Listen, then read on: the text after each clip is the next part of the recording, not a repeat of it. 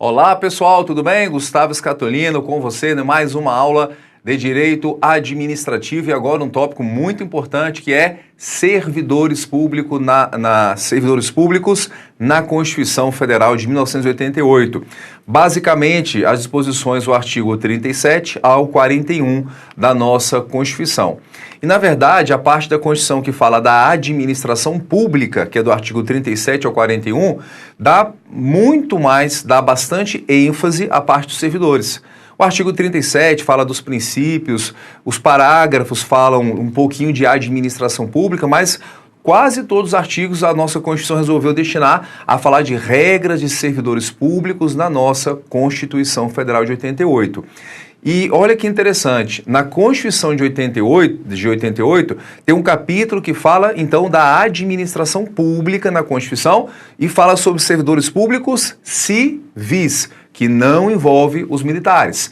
Os militares têm disposições especiais, mas olha só que curiosidade, na Constituição anterior era um capítulo só, que falava das mesmas regras para os servidores civis e para os militares. A Constituição atual fez uma separação. Militar, a gente sabe que tem regras próprias, tem disposições remuneratórias, disposições estatutárias próprias para atender às particularidades da sua função e que não vai se confundir, não vai se misturar na Constituição com os servidores públicos civis que estão no artigo 37 ao 41 da Constituição. Fechado? Então, vamos começar e põe na tela aí. Antes de começar, eu sempre gosto de começar deixando aí com a frase motivacional. Se você está cansado de recomeçar, então pare de desistir. Pessoal, e aqui tem a foto aqui do Dog, olha o Dog aí, ó, estudou e passou no concurso da Polícia Rodoviária Federal, ó, vê que ele é um cão agente da Polícia Rodoviária Federal, né? Então ele está estudando aqui direitinho, aquela carinha de cansado, né? Eu falo sovaco suado, de tanto estudar, ficar na posição ali, bunda doendo, mas olha só, olha como é que mudou, Policial Rodoviário Federal. Mas professor, tem concurso mesmo para cachorro da Polícia Rodoviária Federal? Tem não, isso aqui é brincadeira, viu pessoal? Não vai dar uma gafe dessa aí, achar que tem concurso para cão agente da Polícia Rodoviária Federal, mas aqui é só para motivar você que você pode chegar lá também. E concurso é passar para quem não desiste, é uma questão de tempo. Se você, cada vez que você for recomeçar, desistir, vai ter sempre que recomeçar. E cada vez que você recomeça quase que do zero, porque a gente tem que começar a estudar, vir numa crescente e essa crescente a gente passar. Se a gente começa a estudar, vem na crescente e a gente começa do zero, começa de novo lá de baixo até continuar aquela crescente e conseguir a aprovação. Então, não desista, continue que vai dar certo, o Gran Curso Online está com você nessa parceria. Fechado? Vamos lá, bota na tela então. Olha só então, vamos começar entendendo sobre os cargos públicos, porque existem vários tipos de cargos e temos que entender o que é, na verdade, um cargo público. E a gente vai pegar aqui o conceito que está na Lei 8.112, que é um conceito que aparece em vários estatutos funcionais. E nesse caso aqui, inclusive, é um conceito bem completo. E a lei fala o que é um cargo. Cargo é um conjunto de atribuições e responsabilidades previstas na estrutura organizacional que devem ser cometidas a um servidor público. Então, pessoal, esclarecendo um ponto aqui, a Lei 8.112, que a gente vai ver agora, servidores na Constituição. E a gente vai trazer alguns conceitos da Lei 8.112 para a nossa aula, para poder realmente complementar para você entender. Mas o que acontece é, servidor público, cada estado vai ter que fazer a sua lei, que vai reger a sua relação com seus servidores. A Lei 8.112 é para servidores públicos federais, da administração direta, das autarquias e fundações.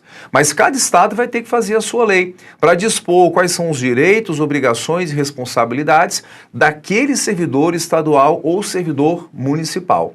E aqui, olha só então, o que é cargo? Segundo a Lei 8.112, é um conjunto de atribuições e responsabilidades previstas na estrutura organizacional que devem ser cometidas, atribuídas a um servidor.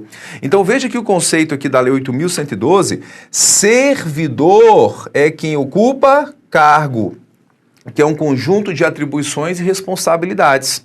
Então, olha só, o cargo é um conjunto de atribuições. Todo cargo terá o quê? Função. O que é função? É um conjunto de atribuições. Cargo sem função não existe. Cargo é uma unidade ali organizacional, da menor expressão que tem, mas se aquele cargo não tiver atribuições, é um cargo que você não faz nada, não tem essa possibilidade. Todo cargo vai ter que ter função. E a lei da carreira, a lei da carreira policial, a lei da carreira dos analistas administrativos de tribunais, cada lei vai regir uma carreira e vai dizer, na lei, quais são as atribuições daquele cargo ali, certo? Todo cargo vai ter uma função.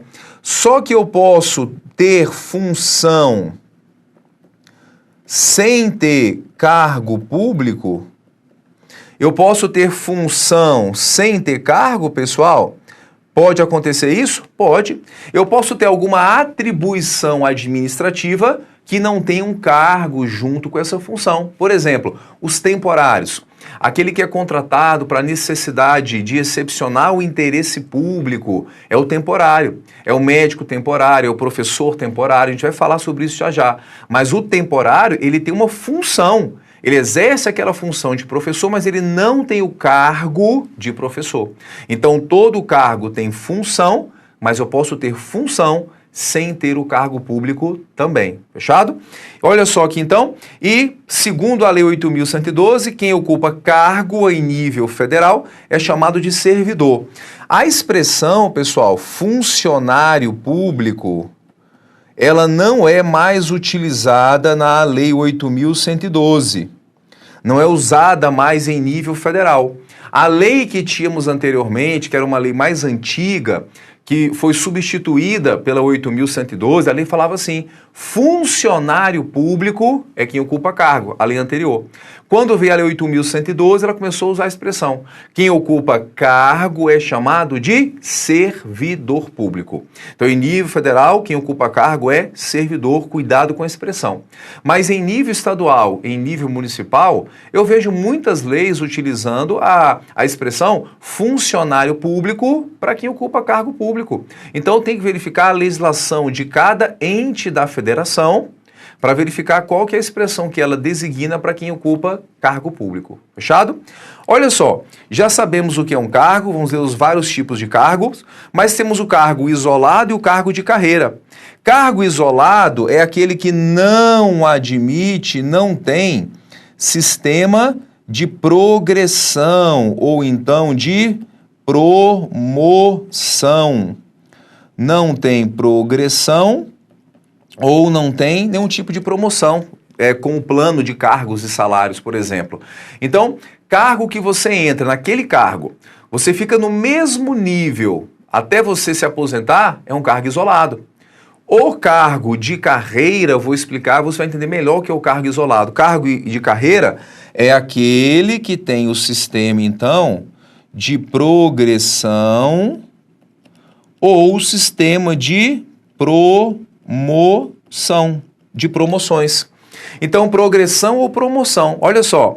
Então, o cargo de carreira, aquele cargo, por exemplo, de analista de um tribunal. Você entra na lista nível 1, depois passa para nível 2, nível 3, nível 4, nível 5, até chegar ao último nível, que demora 15 ou 20 anos. Depende do plano desse cargo. Cada vez que você sobe um pouquinho ali de nível, aumenta um pouquinho a sua remuneração. Isso é um cargo de carreira. Ou então um cargo de defensor público federal. Você entra defensor público de segunda categoria, é promovido à primeira categoria, depois é promovido à categoria especial. É um cargo também de carreira, porque tem um sistema da promoção. Hoje em dia, a regra é não ter cargo isolado mais, é exceção.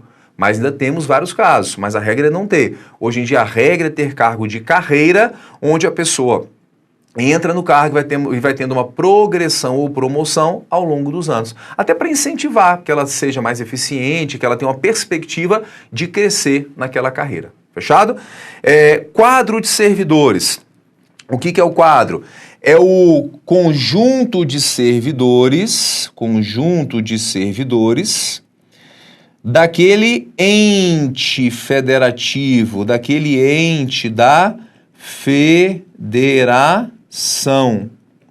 Conjunto de servidores daquele ente da federação. Então, todos os servidores policiais federais, policiais rodoviários federais, fiscal da Receita Federal e os demais que são de órgãos da União, pertencem ao quadro da União. Então, o que é o quadro da União? São todos os servidores que são servidores que pertencem à União. Não importa o órgão e a entidade que venha prestar atividade. Se for servidor federal, é do quadro da União. Fechado? E o que é a lotação, pessoal? Lotação é o local em que o servidor exerce as suas funções. Lotação é o local em que o servidor exerce as suas funções. Então, é onde ele trabalha, é a lotação. Então, eu sou procurador da Fazenda Nacional, então eu sou servidor de um cargo de carreira, porque lá tem um sistema de promoção na carreira, você entra procurador de segunda categoria, pode chegar até a categoria especial, então cargo de carreira. Sou do quadro da União, servidor, então, federal, e eu estou lotado em Brasília, na Coordenadoria Jurídica de Ética e Disciplina. Então, eu estou lotado nesta coordenadoria, aqui em Brasília, sou um servidor do quadro da União e de um cargo de carreira. Visualizou isso aí? Tranquilidade? Então, já temos a noção. Temos um tipo de cargo aqui que é o cargo efetivo. O que é cargo efetivo? É o cargo do concursado. Então, o cargo efetivo, que é um tipo de cargo que vamos ver agora, é o cargo, no caso aqui do concursado, é o cargo efetivo. Então, o cargo efetivo do concursado é aquele que pode vir a adquirir uma estabilidade. Isso só vai ter para quem é concursado, quem é efetivo. E essa estabilidade, a gente vai ver que dá uma proteção ao cargo, em que você não vai poder perder o seu cargo, salvo nas situações excepcionais que estão na Constituição. Mas grava aí, ó, cargo efetivo é o cargo do concursado, que ingressou mediante concurso público. Está bem? A gente vai ver já que o cargo em comissão não tem concurso público, mas por enquanto cargo efetivo. E até você adquirir essa estabilidade, qual que é o caminho?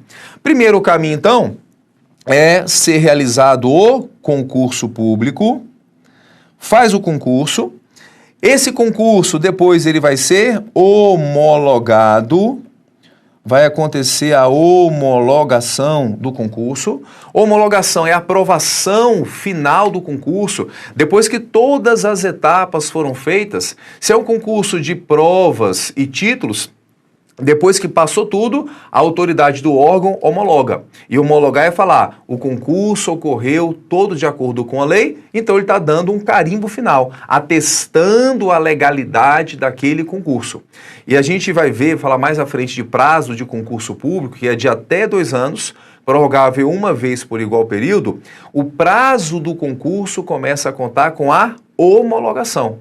Homologou, começa a contar o prazo de validade do concurso, certo? A gente vai aprofundar, relaxa aí. Então, o concurso, homologação, homologou, depois vem a nomeação. Nomeação, pensa aí, ó. Pensa você sendo nomeado no seu concurso. O que é nomeação? É a designação para exercer aquela função. É o seu nome no diário oficial.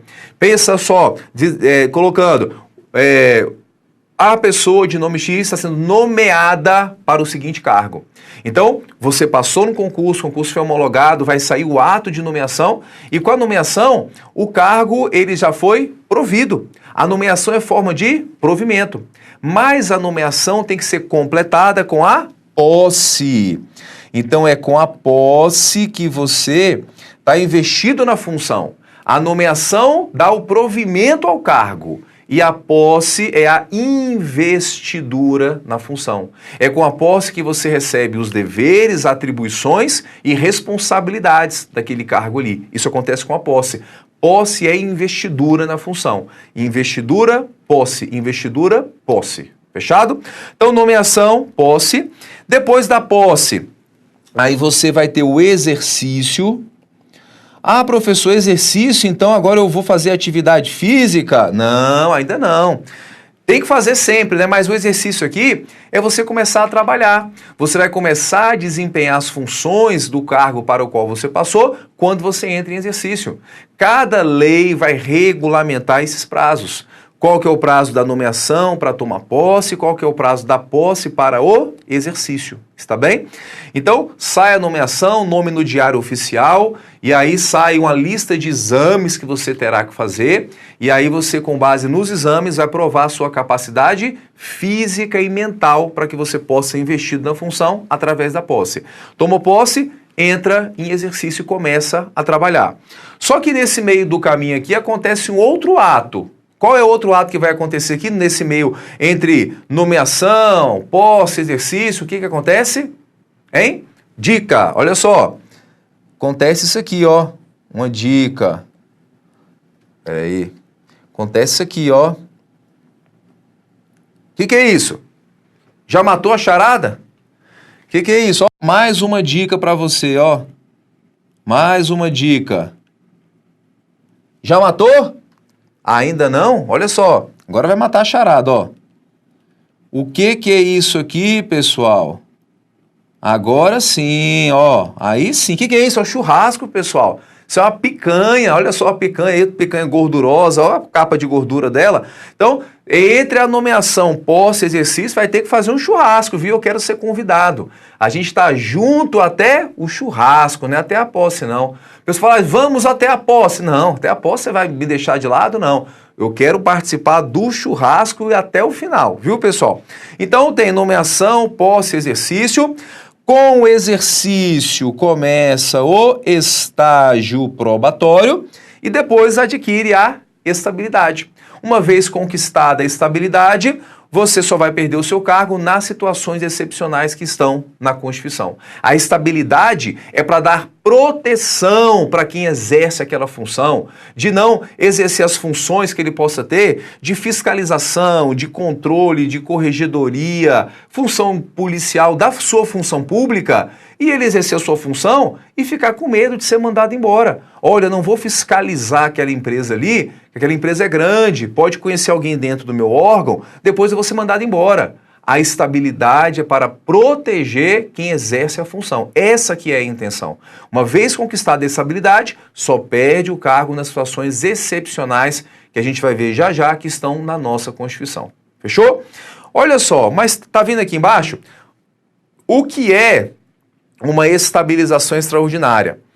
E essa estabilização aqui, adiantando um pouquinho, a estabilidade é conquistada, conforme prevê o artigo 41 da Constituição, após 3 anos de efetivo exercício. Na administração pública. Você conquistou a sua estabilidade, tá? Depois de 3 anos.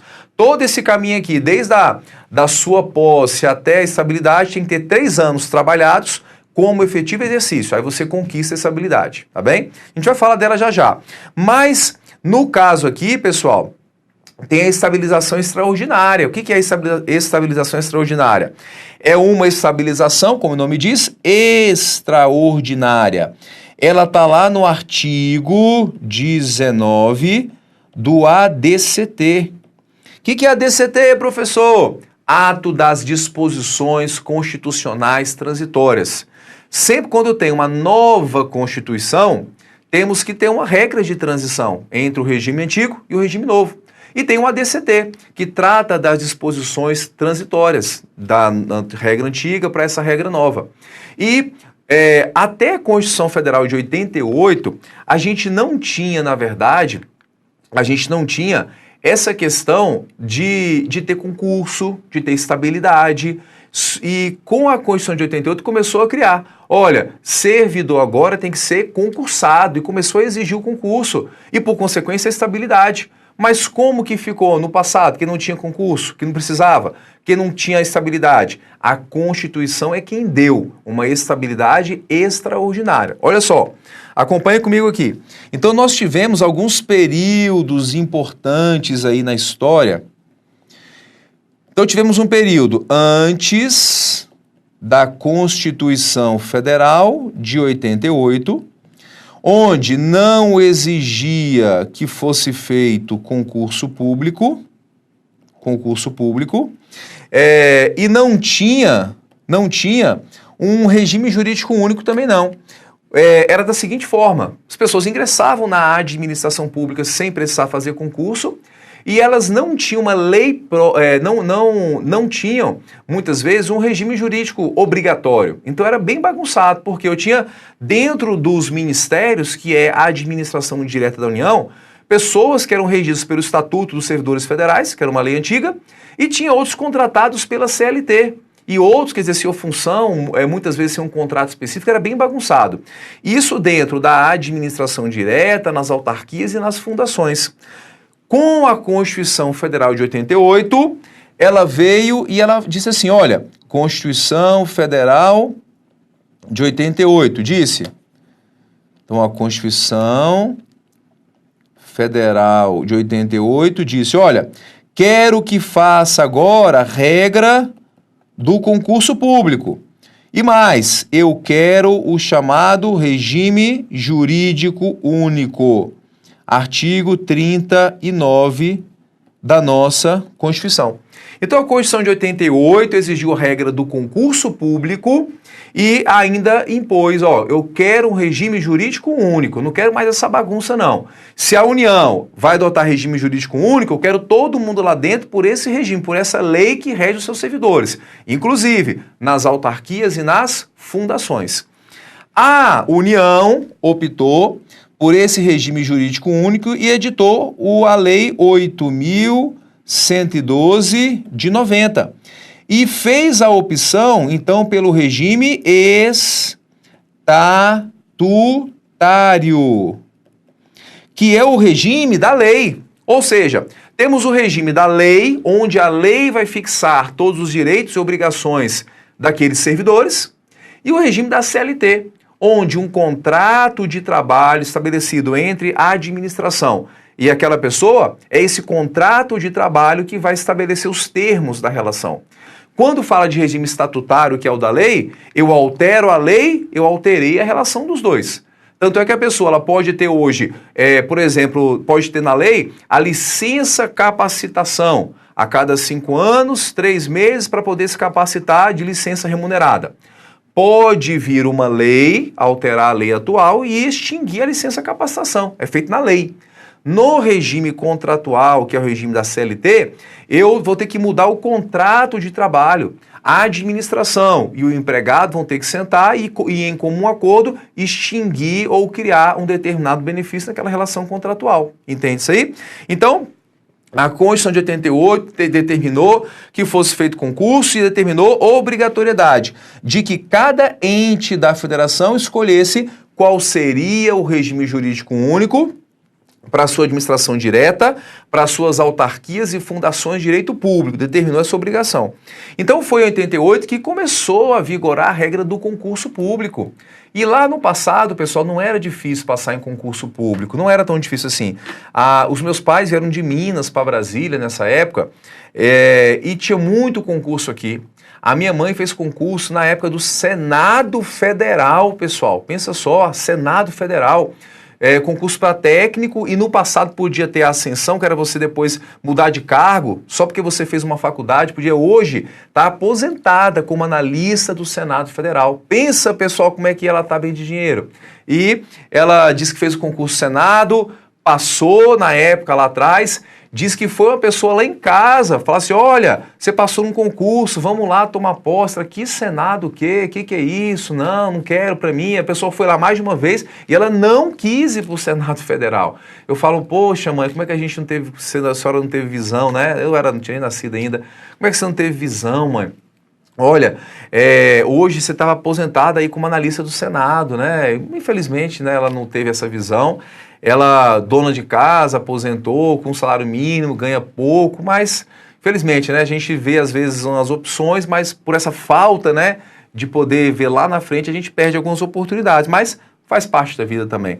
Então, pessoal, concurso, obrigação na Constituição.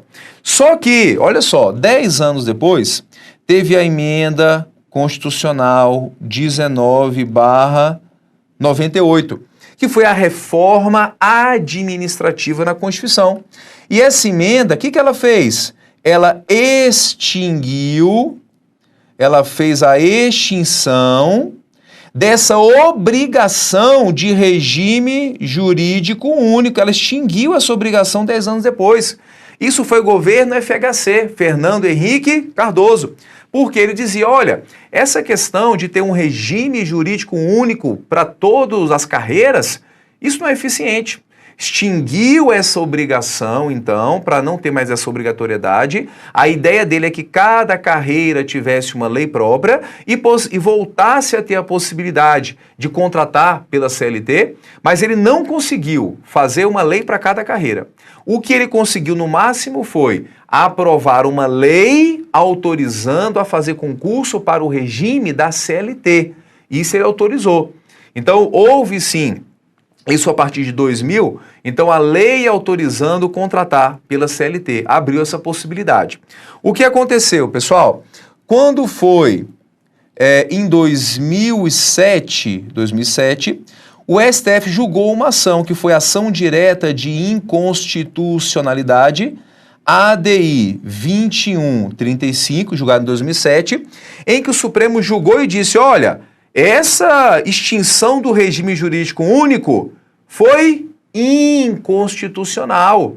Houve um processo legislativo que não respeitou a regra que está na Constituição. Então, o que o Supremo fez? Declarou a extinção do regime jurídico único inconstitucional. Se declarou que a extinção foi inconstitucional, voltou à regra anterior. Volta da obrigação de regime jurídico único. Então, o que aconteceu? Em 2007, volta da obrigatoriedade de regime jurídico único, porque voltou à redação do artigo 39 da Constituição, tá vendo? Só que olha só um detalhe, pessoal, dessa data aqui, ó, na verdade, dessa data aqui, até 2007, então, teve aquela extinção do regime jurídico único que voltou em 2007. Então, de 2000 até 2007, botar aqui, ó, de 2000 até 2007, o que aconteceu? Houve contratação pelo regime da CLT.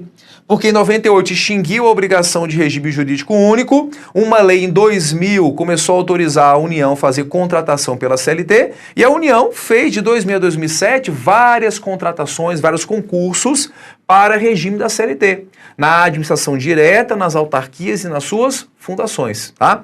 E o Supremo disse, ó, aquela extinção lá foi inconstitucional, mas as pessoas que entraram de 2000 a 2007, eu vou manter. E eu vou manter pelo regime da CLT, certo? Então, a partir de 2007, volta então a obrigação até os dias de hoje de regime jurídico único e a questão do concurso sempre mantida, tá bem?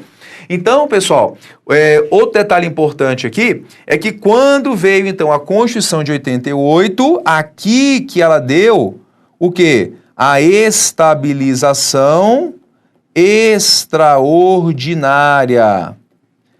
Estabilização extraordinária. No artigo 19 do ADCT, dizendo, olha, 88, eu estou exigindo agora o concurso, mas quem entrou há 5 anos, pelo menos, com a promulgação da Constituição de 88, que foi em 5 de outubro de 88, quem já estava há pelo menos 5 anos, recebeu da própria Constituição uma estabilidade. Recebeu a estabilização constitucional ou estabilização extraordinária, dando estabilidade para quem já estava há pelo menos 5 anos. Entendeu? Então, isso foi dado pela Constituição. Só que tinha muita gente que não estava há pelo menos 5 anos, estava 1, estava 2 anos, e disseram, ó, se todo mundo tiver que sair, o serviço público vai parar, vai quebrar, não vai ter gente. Então, acabou que todas as pessoas praticamente foram mantidas e dizem que esse foi, na verdade, o maior trem da alegria da história do Brasil. Até porque não havia a regra do concurso e colocou uma galera para dentro, dando a estabilidade para essas pessoas. E detalhe, sem contribuição previdenciária. Por quê? Só foi começar a exigir contribuição previdenciária lá em 98. Antigamente, aposentar era tempo de serviço. Você tinha tempo de serviço, não contribuía e vinha se aposentar. E aí foi criada a aposentadoria por tempo de contribuição. E hoje é assim, não é? Você contribui para poder se aposentar.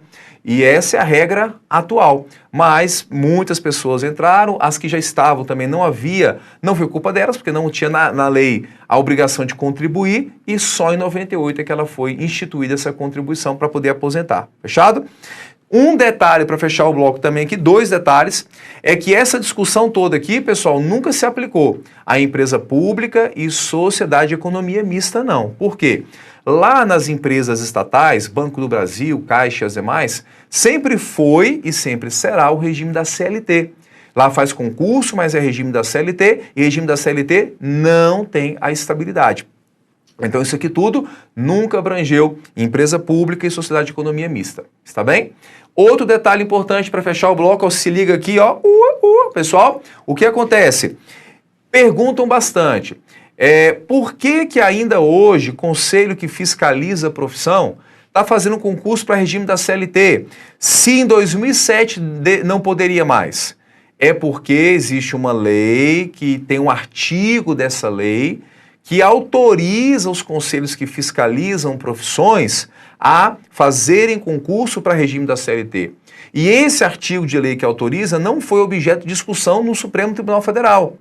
O que ele disse que era inconstitucional, na verdade, foi a extinção do regime jurídico único, e a lei que autorizava a contratação pela CLT foi discutida e foi declarada inconstitucional. Mas essa lei específica para conselho que fiscaliza a profissão não estava nessa ação. Ela está lá até hoje, esse artigo de lei, e é com base nessa lei que o conselho que fiscaliza a profissão faz concurso para regime da CLT. É muito questionável, que a função de fiscalização é poder de polícia, não deveria ser CLT, mas é o fato que acontece hoje. O conselho que fiscaliza a profissão, a maioria deles faz concurso para regime seletista. Fechado? Então, encerramos esse bloco aqui e vamos a um bloco seguinte avançar na nossa teoria. Vamos lá.